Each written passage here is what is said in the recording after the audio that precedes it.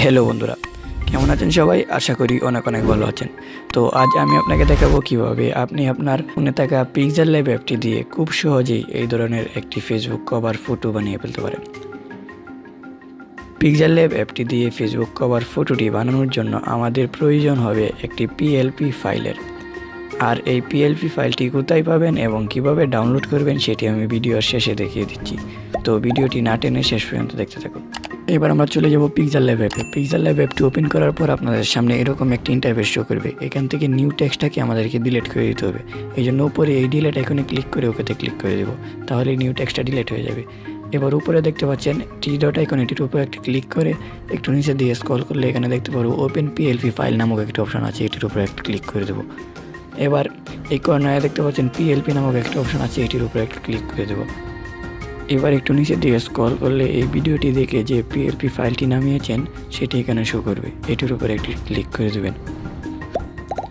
এবার এখান থেকে দেখতে পাচ্ছেন ওপেন অ্যান্ড অ্যাড নামক একটা অপশন আছে, এটির উপরে ক্লিক করে দেবেন। এবার ওকেতে ক্লিক করে দেবেন। তো বন্ধুরা দেখতে পাচ্ছেন আমাদের সামনে পিএলপি ফাইলটি কিন্তু ওপেন হয়ে গেছে। এবার এখান থেকে এই নাম এবং এই ফটোগুলোকে চেঞ্জ করতে হবে। এই জন্য উপরে এই আইকনে একটি ক্লিক করতে হবে, তারপর এখানে এবার এই নিচের দিকে দেখতে পাচ্ছেন এই আইকন আছে, এটির উপর একটি ক্লিক করে এডিটে ক্লিক করতে হবে। এবার এখান থেকে এই নামটি ডিলিট করে আপনি এখানে যেই নামটি দিতে চান সেই নামটি লিখে দেবেন। নামটি লেখা হয়ে গেলে ডানে ক্লিক করে ওকেতে ক্লিক করে দেবেন, তাহলে দেখতে পাবেন অটোমেটিকলি নামটি কিন্তু চেঞ্জ হয়ে যাবে। এবার এই ফটোগুলোকে চেঞ্জ করতে হবে, এই জন্য উপরে আবারও এই আইকনে একটা ক্লিক করব। এবার একটু নিচের দিকে স্ক্রল করে প্রথম ফটোটি সিলেক্ট করে নিচে এই আইকনে একটি ক্লিক করে দেব। এবার একটু নিচের দিকে স্ক্রল করলে এখানে টেক্সটুরি নামক একটা অপশন পাবো, এটির উপরে একটি ক্লিক করে দেব। এবার এই ইমেজ আইকনে ক্লিক করে আপনি আপনার গ্যালারি থেকে যেই ফটোটি দিতে চান সেই ফটোটি সিলেক্ট করে দেবেন।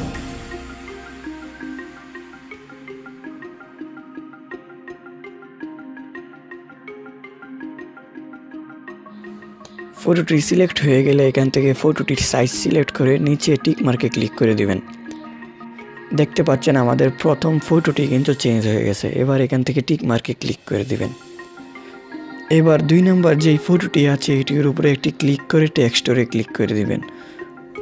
আবারও ইমেজ আইকনে ক্লিক করে গ্যালারি থেকে অন্য আরেকটি ফটো সিলেক্ট করে নেবেন।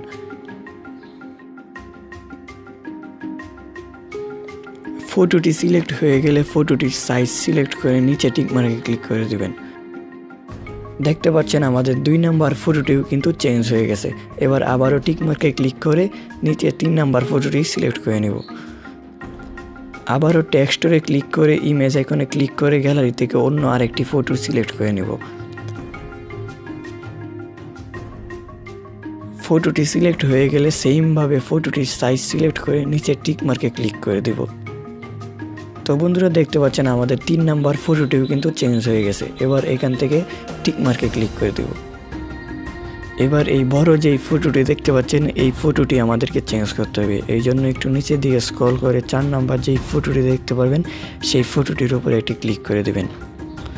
এবার এখান থেকে সেমভাবে টেক্সটরে ক্লিক করে ইমেজ আইকনে ক্লিক করতে হবে। তারপর আপনি আপনার ফোনের গ্যালারি থেকে যেই ফটোটি এখানে দিতে চান সেই ফটোটি সিলেক্ট করে নেবেন।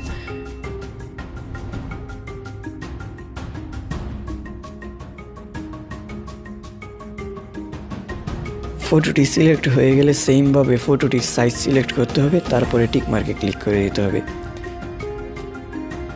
এবার এখান থেকে প্লাস আইকনে একটি ক্লিক করে টিক মার্কে একটি ক্লিক করে দিবেন।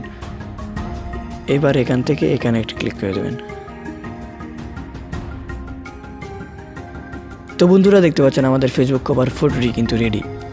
কী ভাবছেন আমি এটা বলবো? একদমই না, এখন একটু কাজ বাকি আছে। আর সেই কাজটি হলো ব্যাকগ্রাউন্ডের এই ফটোটি চেঞ্জ করা। কিন্তু সেটি কিভাবে করে? চিন্তার কোনো কারণেই নেই, আমি আপনাকে দেখিয়ে দিচ্ছি। তার আগে একটি কথা বলে নিই, যারা আমার এই চ্যানেলটি এখনও পর্যন্ত সাবস্ক্রাইব করেনি তারা অবশ্যই চ্যানেলটি সাবস্ক্রাইব করে পাশে থাকা বেল আইকনটি বাজিয়ে দেবেন। আর ভিডিওটিতে একটি লাইক তো দেওয়াই যায়, তাই না? তো ব্যাকগ্রাউন্ডের ফটোটি চেঞ্জ করার জন্য এই আইকনে একটি ক্লিক করে দেবেন। এবার একটু নিচের দিকে স্ক্রল করলে ফ্রম গ্যালারি নামক একটি অপশন পাবেন, এটির উপরে ক্লিক করে ব্যাকগ্রাউন্ডে যেই ফটোটি দিতে চান সেই ফটোটি গ্যালারি থেকে সিলেক্ট করে নেবেন। এবার ফটোটির পজিশন টিক করে টিক মার্কে ক্লিক করে দেবেন। দেখতে পাচ্ছেন ব্যাকগ্রাউন্ডের ফটোটিও কিন্তু চেঞ্জ হয়ে গেছে। এবার চাইলেই কিন্তু এটিকে আপনি আপনার ফোনের গ্যালারিতে সেভ করে নিতে পারেন। এবার উপরে এই শেয়ার আইকনে ক্লিক করে সেভ টু গ্যালারিতে ক্লিক করতে হবে। এবার এই ফটোটি আপনার ফোনের গ্যালারিতে সেভ হয়ে যাবে। তো বন্ধুরা, এখন আমি আপনাদেরকে দেখাবো কীভাবে পিএলপি ফাইলটি ডাউনলোড করবেন। এর জন্য এই আমার ভিডিওর নিচে যে টাইটেলটি দেখতে পাচ্ছেন এটির উপরে একটু ক্লিক করবেন। এবার একটু নিচে দিয়ে স্ক্রল করে এখানে মোর অপশানে ক্লিক করবেন। এবার এখানে দেখতে পাচ্ছেন অনেকগুলো লিঙ্ক দেওয়া আছে। এর মধ্যে দেখতে পাচ্ছেন উপরে আছে অ্যাপস লিঙ্ক। এখানে আপাতত কোনো লিঙ্ক নেই, কিন্তু আপনারা যে ভিডিওটি দেখতে পাচ্ছেন এই ভিডিওটির নিচে লিঙ্ক দেওয়া থাকবে। এই অ্যাপস লিঙ্কে ক্লিক করলে আপনারা pixellab অ্যাপটি পেয়ে যাবেন। আর এর ঠিক অ্যাপস লিঙ্কের নিচেই থাকবে পিএলপি ফাইল লিঙ্ক। এটির উপরে ক্লিক করলে আপনারা পিএলপি ফাইলটি পেয়ে যাবেন। তো আমি দেখিয়ে দিচ্ছি। লিঙ্কটির উপর ক্লিক করলে এরকম একটি ইন্টারফেস শো করবে আপনাদের সামনে। এবার উপরের দিকে দেখতে পাচ্ছেন একটি ডাউনলোড আইকন, এটির উপরে ক্লিক করলেই পিএলপি ফাইলটি ডাউনলোড হওয়া শুরু করে দেবে। তো বন্ধুরা, আজকের ভিডিও এই পর্যন্তই। দেখা হচ্ছে পরবর্তী কোনো নতুন ভিডিওতে। যদি ভিডিওটি ভালো লেগে থাকে তাহলে অবশ্যই ভিডিওটিতে একটি লাইক দিয়ে চ্যানেলটি সাবস্ক্রাইব করে পাশে থাকা বেল আইকনটি বাজিয়ে দিবেন। আর শেয়ার করতে ভুলবেন না আপনার বন্ধুদের সাথে।